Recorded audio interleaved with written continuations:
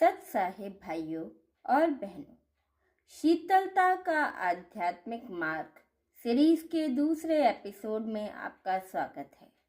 पिछले एपिसोड में हमने समझा कि शीतला सप्तमी का गहरा अर्थ हमारे भीतर की शांति से जुड़ा है, लेकिन आज का सबसे बड़ा सवाल यह है, जब चारों तरफ शोर हो, काम का दबाव हो और लोग आपको उकसा रहे हों, तो मन को शीतल रखा कैसे जाए। आज हम संत कबीर जी के उन साइकोलॉजिकल टूल्स की बात करेंगे जो किसी भी जलते हुए दिमाग को बर्फ जैसा ठंडा कर सकते हैं। कबीर साहिब का एक दोहा हम सबने बचपन से पढ़ा है, लेकिन आज इसकी गहराई को जीने का समय है। ऐसी वाणी बोलिए मन का आपा खोए, औरन को शीतल करे आपहु शीतल होए। यहाँ आपा शब्द का अर्थ है अहंकार। कबीर जी कहते हैं कि जब हम गुस्से में होते हैं तो हमारा ईगो गर्म हो जाता है। शीतला सप्तमी पर जैसे हम बासी और सौम्य भोजन करते हैं, वैसे ही कबीर जी हमें सौम्य शब्दों का आहार लेने को कहते हैं। जब आप कड़वा बोलते हैं तो सबसे पहले आपके अपने खून का दबाव यानी ब्लड प्रेशर बढ़ता है। आपकी कोशिकाएं तनाव में आती हैं, यानी दूसरों को जलाने से पहले आप खुद जलते हैं। कबीर जी का फॉर्मूला सरल है।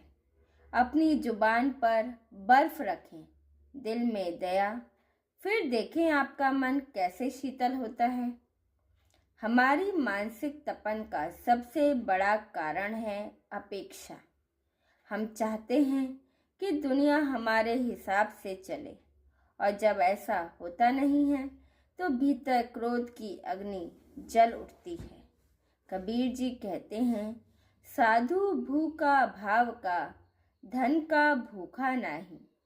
इसे व्यावहारिक जीवन में देखें तो यदि आप दूसरों से सम्मान, धन या प्रशंसा की भूख छोड़ दें तो आपका मन अपने आप शांत हो जाएगा। शीतला माता का स्वरूप हमें यही सिखाता है कि जो सहज है, जो शीतल है, वही पूजनीय है। अपनी खुशियों की चाबी दूसरों के हाथ में देना बंद करें, शीतलता अपने आप आ जाएगी। एक बार कबीरदास जी को रास्ते में एक व्यक्ति मिला जो उन्हें भला बुरा कहने लगा। कबीर जी चुपचाप सुनते रहे और मुस्कुराते रहे। उनके शिष्यों ने पूछा, बाबा, उसने आपको इतना बुरा कहा, आपको गुस्सा क्यों नहीं आया? आपका मन इतना शीतल कैसे रहा? कबीर जी ने बहुत सुंदर जवाब दिया। उन्होंने कहा, देखो, अगर कोई तुम्हें उपहार दे और तुम उसे ना लो तो वह उपहार किसके पास रहेगा? शिष्य बोले, देने वाले के पास।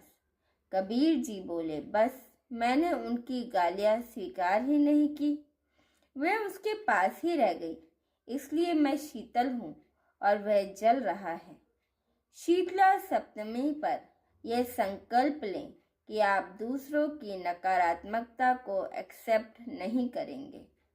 आज के सोशल मीडिया के दौर में जरा सी आलोचना हमें आग बबूला कर देती है, पर कबीर जी का कूलिंग फॉर्मूला अलग है।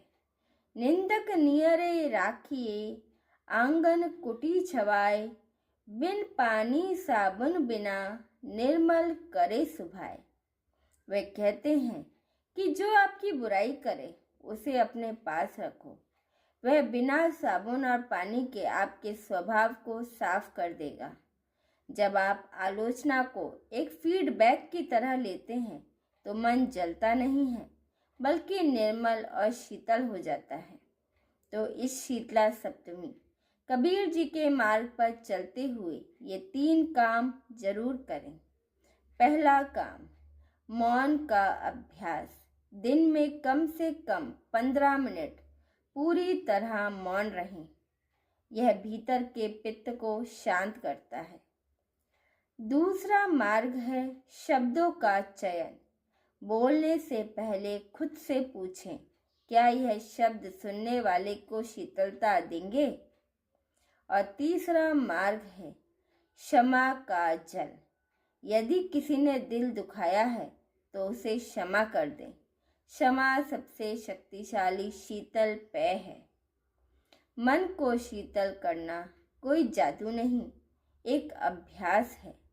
कबीर जी के विचार और शीतला माता की कृपा हमें इसी अभ्यास की शक्ति देते हैं।